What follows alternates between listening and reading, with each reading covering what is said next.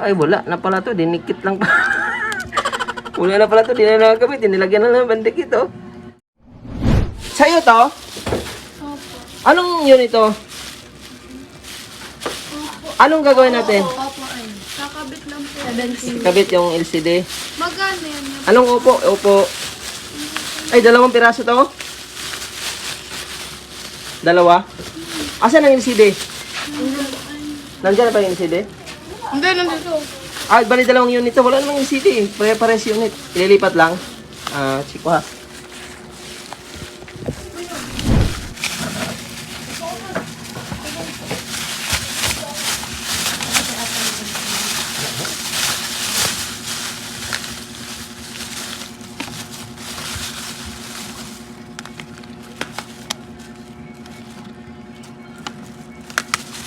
LCD.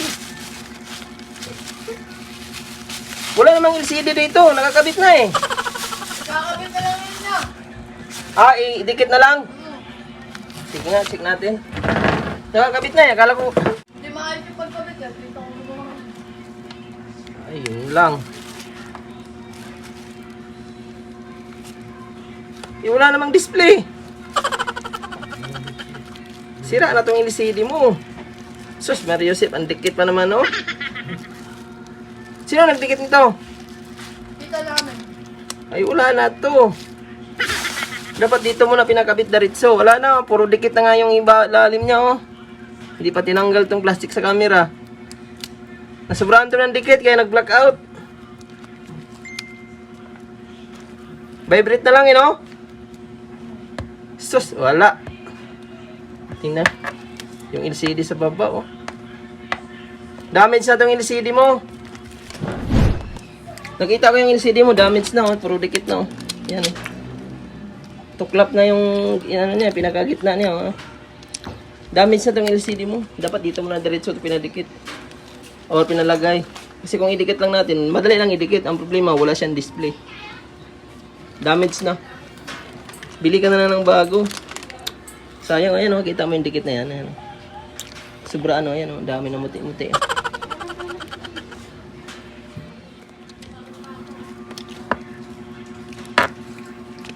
Grabing dikit, oh. Mali yung napanood yung video. Hindi siya nanonood pag nung ginawa. Sa iba nanood eh. Sabi ko dapat sa iyo na. Sa iba nanood.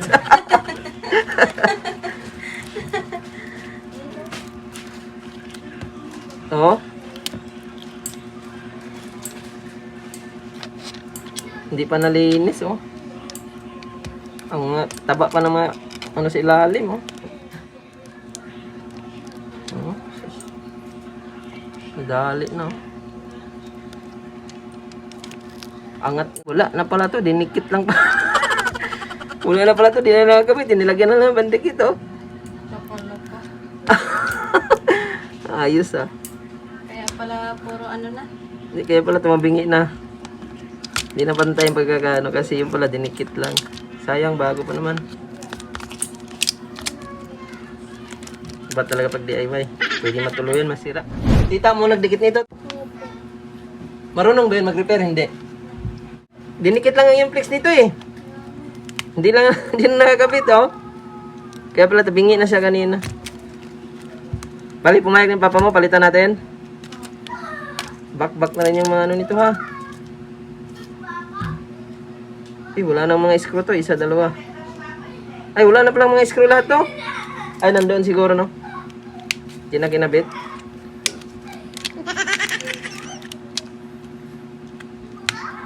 Sabi mo sa tita mo, sa sunod pag may ano, ipa-install na lang nila. Kasi, pag hindi mo ipa-install kasi, nagkamali ka ng dikit, yari. Mayari yung LCD. Damage na, kagaya dito, oh. Ito nangyari niya, kaya na, wala na eh. Sobrang kasi sa dikit. Hindi pa nga nalinis yung mga gilid-gilid nito. Dami pong mga dikit-dikit, oh. Sayang, pagastos tuloy kayo naman. Bis libor lang ito, magkano lang libor? 200, 250, pwede na. Papakabit? Pag wala talaga, 200, pwede na eh. Napunta tuloy sa 1 kilo. Okay lang, i-video ko yung paggawa.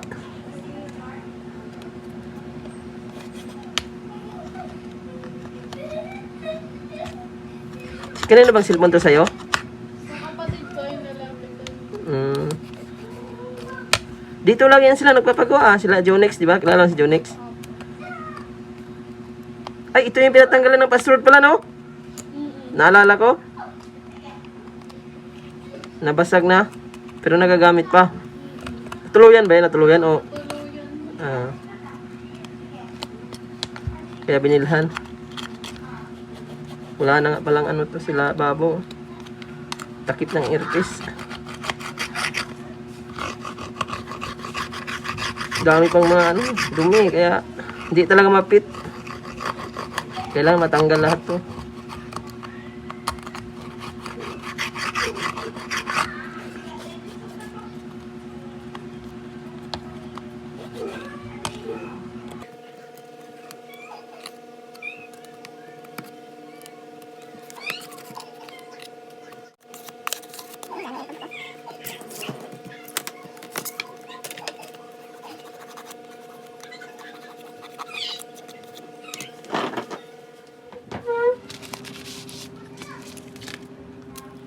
Universal.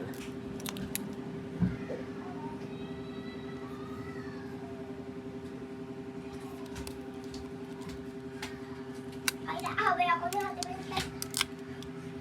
Tama menda. Wala na, hindi pa ako bumili. Kasi may customer, dami.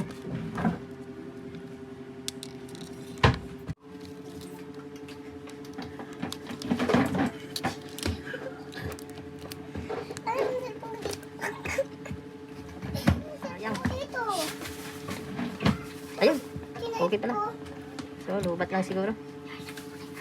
Ay.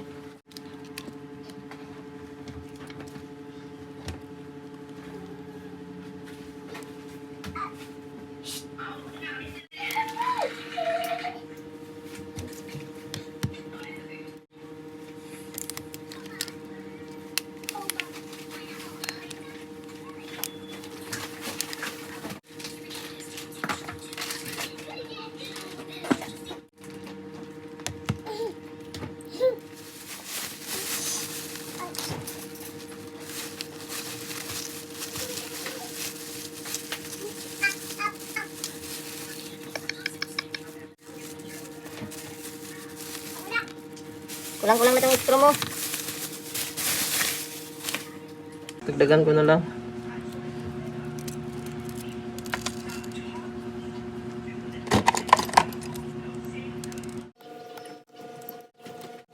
Ang LCD pala nito, ano eh, 1 to eh. Pinakamababa. Pero pwede na yan 1K mo kasi sayang din naman yung ano mo, no? Estudyante ka ba? Kaaral pa. Kasi hindi pala sa ano, gilid pala ang camera, hindi sa gitna eh. Pang Realme 8i ang LCD niya. Ito yun. 250 lang naman installment doon, 200 pag wala talaga eh. Napunta tuloy sa 1 to sana. Paano yan? Yung tita mo nagbayad nito? Ah. Yung nagkabit, tita mo di ba? Nagkabit. Nanood ata siyang tutorial sa YouTube. Ah, nanood sa YouTube. Mali yata ng panuoran niya, no? Di, tama ang pinanood niya. Kaso lang, mali ang procedure na, ano, ginawa. Mali ang pagdikit.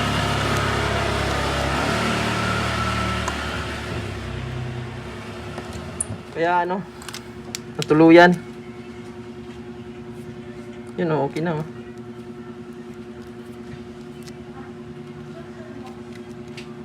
Kinomplito ko na yung screw mo ha kasi kulang-kulang eh. Back mo na likod, back na talaga to ha. May casing ka naman siguro.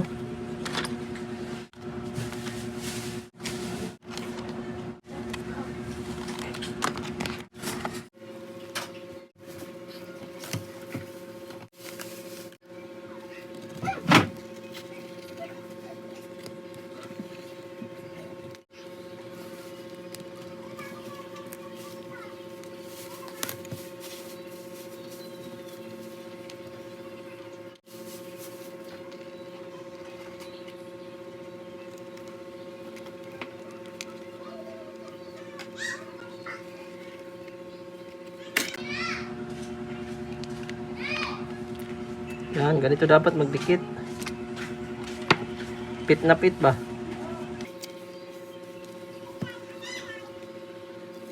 Ayun, linaw. Malinaw na yung LCD. Lagyan ko ng guma ha. 2 hours mo to alisin ha. Simula ngayon para hindi maglugo. Pwede palitan. Basta wag lang mabasag ha.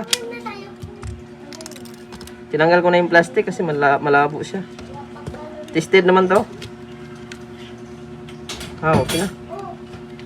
Hindi na siya blackout. Kaya sunod, pag may ano kayo, dito na pa-install. Wag nyo nang i-DIY. Kasi, destroyed it yourself yan. Imbis makatipid, mapamahal tuloy. Sayang po. Para hindi pinasa yung SIM. Palitan mo na to, baka sira na to ha. Okay na. Ito yung LCD mo na naputol oh. Ano tira, yung flex na lang ng ilaw oh. Sobrang dami kasi ng dikit eh. Kaya pag inangat yan, matik putol talaga siya. Linaw ng LCD. Universal. I-check mo muna kung goods. Lambot no? Linaw din siya. Ito yung dati mo. Batita mo lang ito sunod. Yung nabasa. Ay, malambot siya oh. Universal LCD yan. Malinaw siya. Wala siyang puti-puti. Kasi nilinis ko siya lahat. Yun ang lambot eh. Bilis.